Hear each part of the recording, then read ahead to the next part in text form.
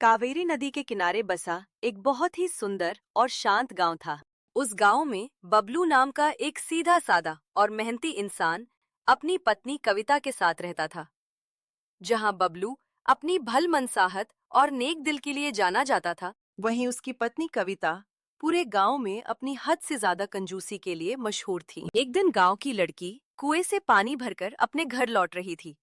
रास्ते में कविता ने उसे रोक लिया। अरे ओ शारदा बेटी, जरा रुक तो। कहाँ से आ रही है? काकी, कुएं से पानी भरकर ला रही हूँ। क्यों, क्या हुआ? अरे तेरी बाल्टी तो लबालब भरी है। ये देख, मेरे घर का नल खराब हो गया है। एक लोटा पानी दे दे, बहुत प्यास लगी है। जी काकी, अभी देती हूँ पानी। अच्छा सुन, तेरे पास थोड़ा नमक होगा क्या? मेरा नमक खत्म हो गया है। अभी बाजार जाने का मन नहीं है। हाँ काकी, अभी लाती हूँ। अरे सिर्फ नमक से क्या होगा? थोड़ा रोटी का आटा और हल्दी भी दे दे। कल सुबह वापस कर दूंगी। काकी, आप तो पूरा राशन ही मांग रही है। और ये हल्दी वापस कैसे करेंगी इस्तेमाल के बाद? अरे तू तो मजाक भी ना समझती।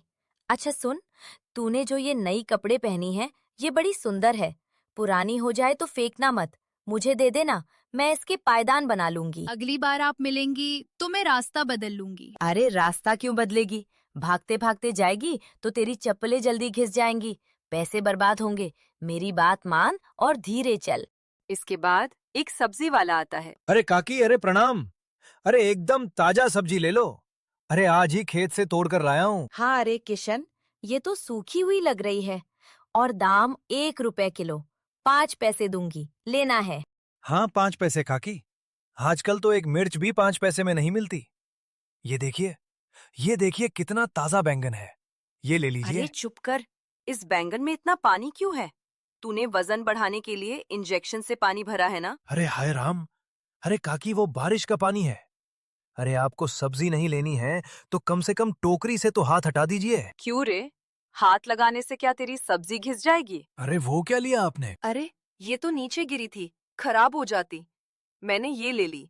इसके पैसे तो नहीं देने होंगे ना? अरे काकी, अरे हद कर दिया आपने तो।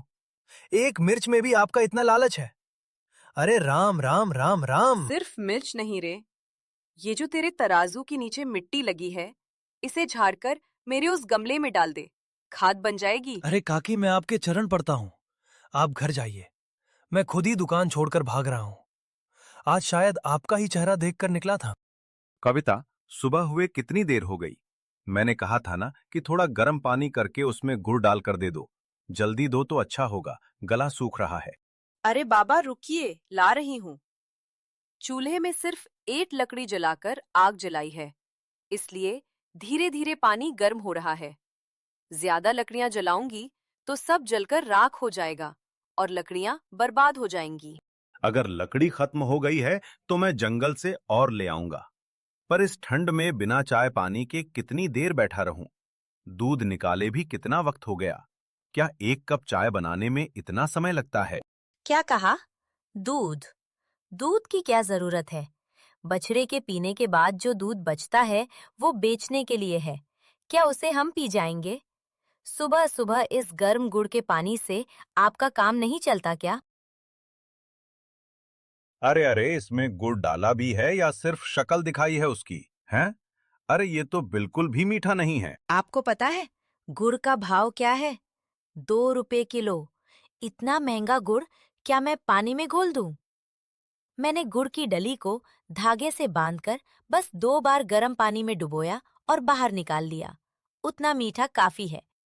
कम मीठा सेहत के लिए अच्छा होता अरे है। ओ किस्मत की मारी। अरे गुड़ को सिर्फ 2 बार डुबोकर निकाल लिया है? अरे क्या इतने से काम चलेगा क्या है? दिन भर मेहनत करके मैं कमाता हूँ। तुम क्या मुझे भरपेट खाना भी नहीं खिला सकती हो क्या? अगर आज ही सब कमाया हुआ खा लेंगे तो बुढ़ापे में हमारे पास क्या बचेगा? आज की बचत ही कल काम आएगी। खर्च करने से सब खत्म हो जाएगा। हाँ। अरे तुम और तुम्हारी माँ। खैर छोड़ो, मुझे भूख लगी है। कल का बचा हुआ कुछ खाना ही हो तो वो दे दो मुझे। बचा हुआ खाना कुछ नहीं है। मैं उतना ही खाना बनाया था जितना हम दोनों के लिए काफी हो। चावल का पानी है, पीकर चले जाए। क्या चावल का पानी? मैं तुम्हें पागल लगता हूँ? रोज चावल का पानी पीकर चला जाऊंगा। तुम्हें पता है मुझे रोज खेतों में कड़ी धूप में काम करना पड़ता है। अब मैं फिर से खाना बनाऊंगी तो लकड़ियाँ और अनाज दोनों खराब हो जाएगा। शाम को खाना बनाऊंगी। बबलू वही चावल का पानी पीकर फटी हुई धोती पहनकर खेत जाने लगा। रात का समय हुआ। बबलू कविता से कहता है, अरे कविता, अरे यहाँ देखो, अरे ये धोती देखो कितनी फट गई है। कल जब मैंने बाजार से नई धोती लेने को कहा था तो तुमने मना कर दिया। अब इसे पहनकर मैं 4 लोगों के सामने कैसे जाऊंगा, बोलो। अरे ये तो बस जरा सी फटी है, मैं सुई धागा लेकर अभी इसे सिल देती हूँ। इसके लिए नई धोती लेने की क्या जरूरत है? बाजार में नई धोती के 10 रुपए मांग रहे हैं। अरे मेरे पास पैसे हैं, मैं दे रहा हूँ। तुम जाकर अपने लिए भी नई साड़ी ले लेना। धोती बिल्कुल जरूरत नहीं है, और मेरे लिए साड़ी, शादी के वक्त जो साड़ियाँ आई थी वो अभी भी संदूक में वैसी की वैसी रखी हैं। मैं वही पहन लूंगी। अरे शादी को 20 साल हो गए कविता, 20 साल। वो साड़ियां पुरानी होकर फटने लगी होंगी। हाँ, इंसान को कम से कम अच्छे कपड़े तो पहनने ही चाहिए। पड़ोस वाली सुब दीदी को देखो कैसे साड़ियां पहनती है। देखो छगन, अब मेरा शरीर मेरा साथ नहीं दे रहा है। मेरे पास अब थोड़ा ही समय है, इसीलिए मैं चाहता हूं कि मेरी सारी प्रॉपर्टी में अपने भतीजे बबलू के नाम कर दूं। जी मालिक, ये तो अच्छी बात है। और वैसे भी बबलू भैया तो बहुत नेक और अच्छे इंसान हैं। तुम्हारी बात तो सही है, लेकिन उसकी पत्नी कविता बहुत कंजूस है। खैर, कल तुम भी मेरे साथ बबलू के घर चलना। अरे ओ कविता, एक बहुत अच्छी खबर है। क्या बात है? आप इतने खुश क्यों हैं? रास्ते में कोई खजाना तो नहीं मिल गया ना? और एक खजाने से भी बड़ी बात है, शहर में जमींदार मेरे मोहन चाचा रहते हैं ना। अरे वो कल हमारे घर आ रहे हैं। क्या वो यहाँ क्यों आ रहा है? क्या मुफ्त का खाना खाने आ रहा है क्या? सुनो, मेरी तबीयत ठीक नहीं है, मैं खाना नहीं बना पाऊंगी, समझ गए ना? अरे कविता, पूरी बात तो सुनो। मेरे चाचा की कोई औलाद नहीं है, लेकिन उनके पास बहुत ही जमीन और जायदाद है। अगर हमने उनकी अच्छी खातिरदारी की तो हो सकता है वो अपनी सारी जायदाद और जमीन हमारे नाम कर दे। क्या सच में? अच्छा तो ये बताओ, उनके पास कितनी जमीन और जायदाद है? उनके पास 110 एकड़ जमीन है और शहर में 4 बड़े बंगले हैं। लेकिन उन्हें खाने का बहुत शौक है और खाने में असली घी होना चाहिए। अगर खाना अच्छा हुआ तो ही वह खुश हो जाएंगे, वरना गुस्सा होकर वह चले जाएंगे और हमें कुछ नहीं मिलेगा कविता। क्या असली घी भगवान? इसमें तो बहुत खर्चा होगा। अरे कविता, हम थोड़े पैसे खर्च करेंगे तो हमें करोड़ की संपत्ति मिलेगी, ये भी तो सोचो तुम। अगर तूने एक दिन भी अच्छा खाना खिलाया तो तुझे पूरी जिंदगी महारानी और आराम की जिंदगी मिलेगी।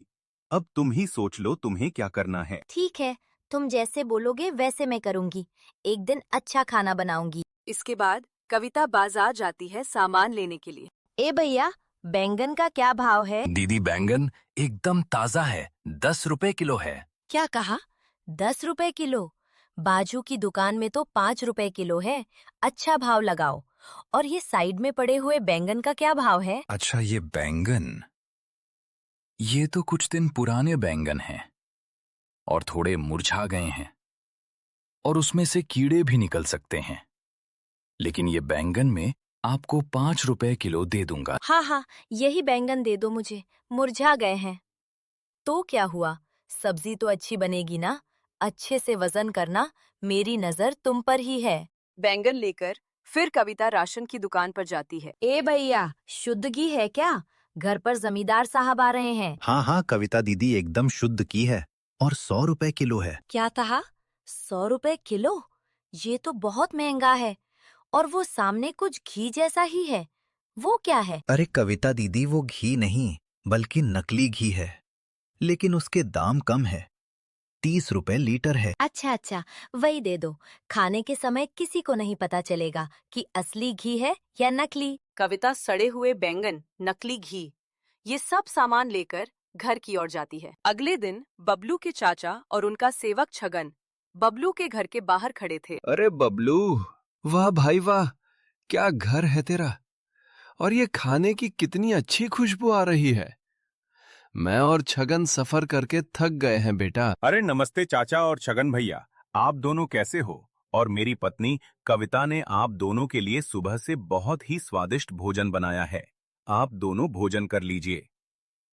अरे कविता सुनो, चाचा और भैया के लिए भोजन लगाओ। कविता ने खाना सामने रख दिया था। अरे ये खाना तो बहुत ही स्वादिष्ट लग रहा है और मुझे बैंगन की सब्जी तो बहुत ही पसंद है। लाओ भाई लाओ। क्या हुआ चाचा जी? सब्जी कैसी बनी है? बबलू, ये क्या है? ये बैंगन ऐसे क्यों है? ऐसा लग रहा है ये बैंगन बहुत पुराने और सड़े हुए हैं। अरे नहीं नहीं चाचा जी, ये नए बैंगन हैं। शायद आपको इसका स्वाद समझ नहीं आ रहा होगा। अच्छा, आप दाल भात खाइए और उसमें घी भी है। क्या कहा का घी? लाओ लाओ घी, मुझे बहुत पसंद है। जमींदार जैसे ही फिर से खाते हैं, उनका मूड खराब हो जाता है। अरे बबलू, ये घी है या कुछ और इसमें अजीब सी सुगंध आ रही है। अरे कविता, तुमने असली घी लिया था या नहीं? अरे नहीं नहीं, मैं तो शुद्ध गाय का घी लिया था। आजकल की गाय अच्छा खाना नहीं खा रही है, इसीलिए घी का स्वाद शायद बदल गया होगा। उसके बाद चाचा जी बीच समय में ही खड़े हो जाते हैं। उन्हें पता चल जाता है कि ये सब खाना मिलावट और नकली है, और वो गुस्से से कहते हैं, बबलू, मैं सब समझ गया। तेरी पत्नी ने घी की जगह नकली घी का इस्तेमाल किया है और गंदे बैंगन मुझे खिलाए। जो लोग घर आए मेहमान को ठीक से खाना नहीं खिला सकते, वो कल मेरी जायदाद पाकर दूसरों का क्या ही भला करेंगे। प्रॉपर्टी का हक उसे ही मिलता है जो इसका हकदार होता है। अरे नहीं नहीं चाचा जी, हमें माफ कर दीजिए, हम दोनों से गलती हो गई। ये गलती नहीं है बबलू, तेरी पत्नी की आदत है। मैं अपनी जायदाद तुम लोगों को किसी भी हालत में नहीं दूंगा। सभी गरीबों में अपनी जायदाद बांट दूंगा। तुमने ये अच्छा नहीं किया बबलू। अब मैं चलता हूं। बबलू के चाचा गुस्से में चले जाते हैं। बबलू और कविता दोनों उदास हो जाते हैं। देखा तूने, देख लिया अपनी कंजूसी का नतीजा। करोड़ों की जायदाद चली गई हमारे हाथ से। 1 रुपए बचाने की चक्कर में तूने इतना बड़ा नुकसान कर दिया। मुझे लगा खराब बैंगन पकाने के बाद अच्छे हो जाएंगे और घी की जगह नकली घी का इस्तेमाल करूंगी तो किसी को कुछ नहीं पता चलेगा। मुझे नहीं पता था इतना सब कुछ हो जाएगा। अगर तुम्हारी नीयत और दिल साफ होता तो ये नौबत ही नहीं आती। आज चाचा की नजर में और गांव में हमारे इज्जत भी गई और प्रॉपर्टी भी। मुझे आप माफ कर दीजिए। आज के बाद मैं ऐसा कभी नहीं करूंगी। मैं आपको अच्छा खाना खिलाऊंगी और कंजूस भी नहीं बनूंगी। मुझे माफ कर दीजिए। आज से हम पेट भरकर और अच्छा खाना खाएंगे और मिल बात कर रहेंगे। बचत करना सही है, लेकिन हद से ज्यादा कंजूसी करना बहुत ही गलत है। ऐसी वीडियो के लिए हमारे चैनल को सब्सक्राइब और वीडियो को लाइक जरूर करें।